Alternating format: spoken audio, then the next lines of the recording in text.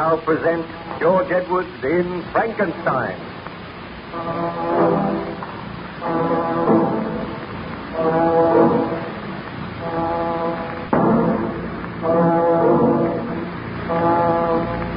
Baron Frankenstein related his experiences to Captain Walton, the master of the Voyager, the vessel which was bound on a journey in polar exploration. While the Voyager was icebound, Captain Walton spent much time with Baron Frankenstein, who was gradually recovering his health.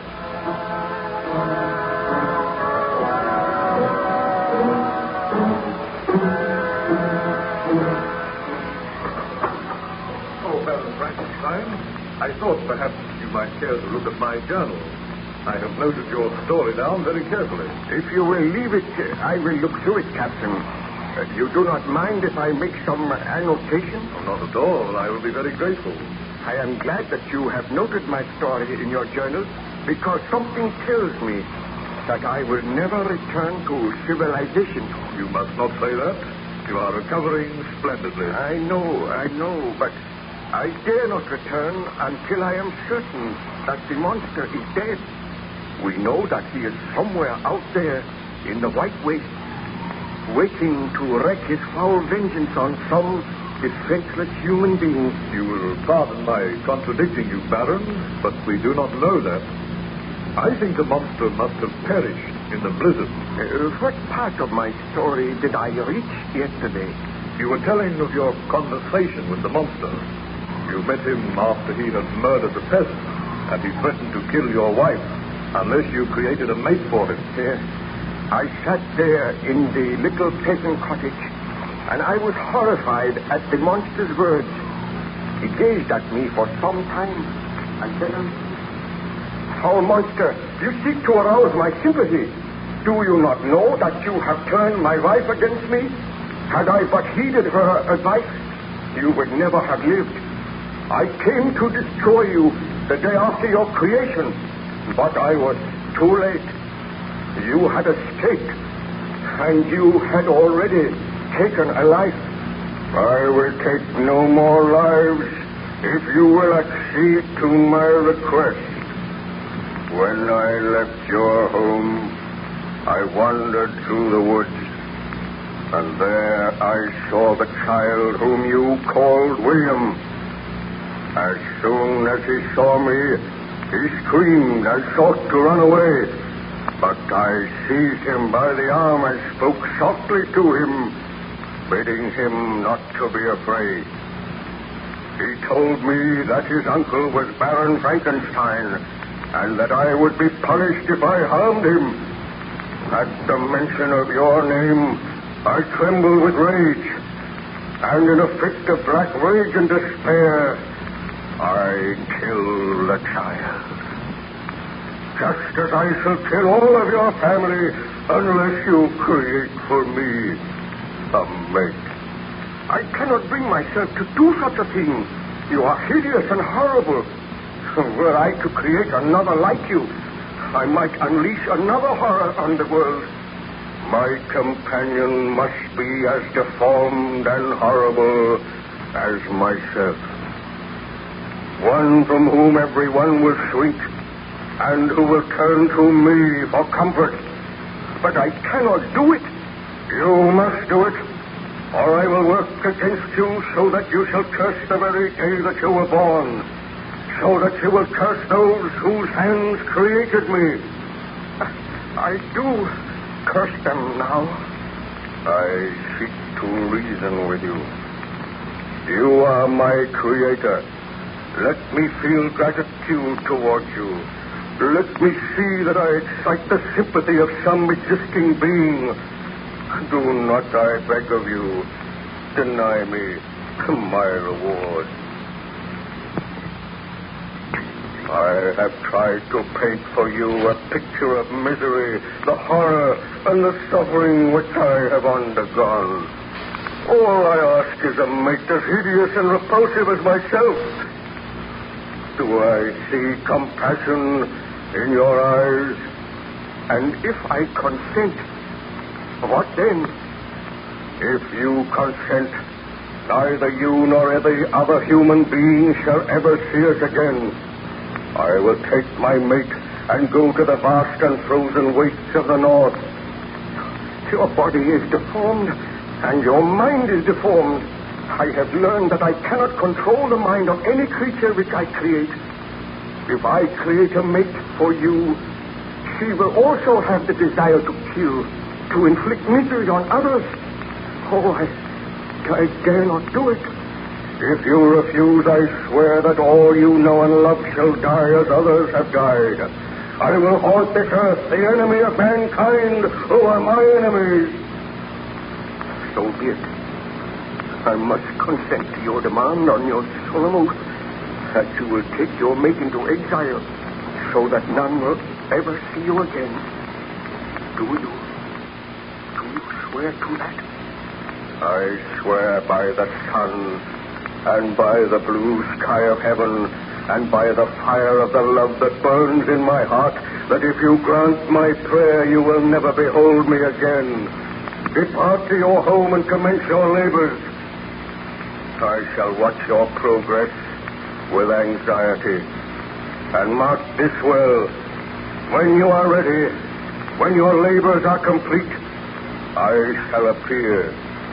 And if you fail me, you know the penalty. Farewell, Frankenstein. I trust that soon we shall meet again, and that the meeting shall bring happiness. But, Baron Frankenstein, surely you did not accede to the monster's request? Well, after he had left the little cottage, I sat and I thought for a long time.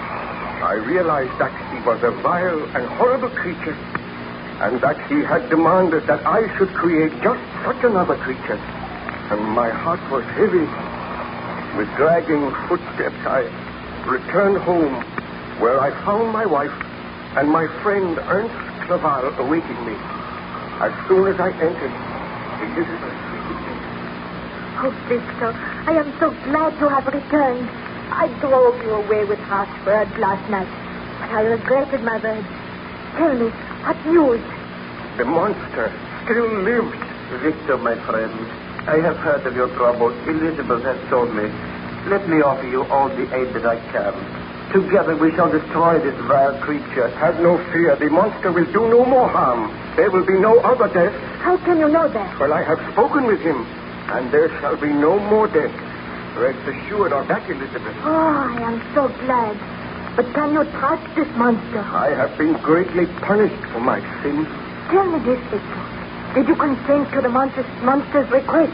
Surely you did not promise to create a mate for him? Elizabeth, there is so much at stake. So much harm has been done. Victor, you cannot do it. Already there is one vile, bloodthirsty monster roaming the earth. Dare you create another? Oh, give me time to think, please. Oh, Elizabeth, he is upset. Leave him alone with me now, and I will talk with him. Oh, I'm thoughtless.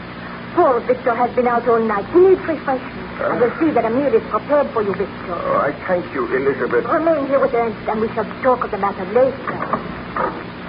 Victor, my poor friend, my heart is heavy for you. What can I do to help you? Oh, help me, Ernst. I must grant the monster's demand. I tried to kill him. My shot wounded him, but he did not die.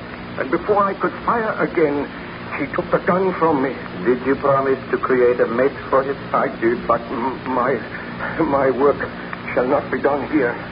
I will travel to some lonely island, and there I will have to study again for many months.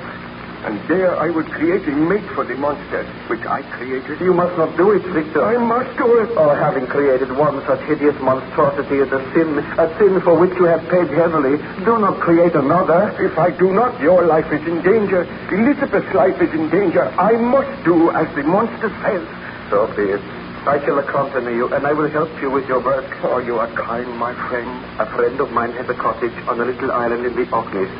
I know that he will lend us this cottage, and you will be able to conduct your work there. But I am against it, Victor. I do not think you should do it. I must do it.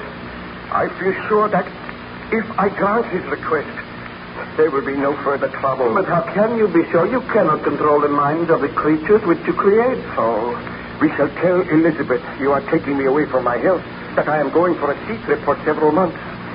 Then I will be able to return here to find happiness when my work is done. It seems the only way. The servants are preparing a meal for you, Victor. Oh, thank you, Elizabeth. I have just been talking matters over with Ernst, and he thinks that I should go away with him for a sea trip. My health has been undermined by all this dreadful worry. You are going away without me. No, but you will be safe here. I know that the monster will not harm you. I feel that I must go away without you this time, Elizabeth. Where are you going? We have not decided yet. But will you not trust him to my care, Elizabeth? I will, Ernst. But I want to ask you one question, Victor. Do you intend to grant the monster's demand? My dear, I am going away from here so that I will not grant the monster's demand. My laboratory and all my instruments are here. I am leaving them. I am striving to forget about the monster. You need have no fear. I know that the monster will do no further harm. What did you say to him? Well, I do not like to think of it. But I spoke with him, and he swears that he will not commit another murder. Is he not to be punished for the murder he has already committed? Oh, there is nothing we can do at present, my dear. If the burgomaster's men find the monster, they will kill him. Believe me, Elizabeth, Victor is acting for the best. Be content to leave him in my charge. I must be content. You have nothing to fear, Elizabeth. Now wait here until I return. I will recover my health. I will forget the miseries of the past. When I come back here, I swear that you and I shall never be parted again, and nothing shall ever happen to Ma. Did you eventually go to that island in the Orkneys, Baron Frankenstein? I went to the island in the Orkneys. I will tell you of my experiences if you come to me again a little later, Captain Walton. I wish to look through your journal now, and I may make several corrections. Very well, Baron Frankenstein. I will leave you alone now, but I will return later.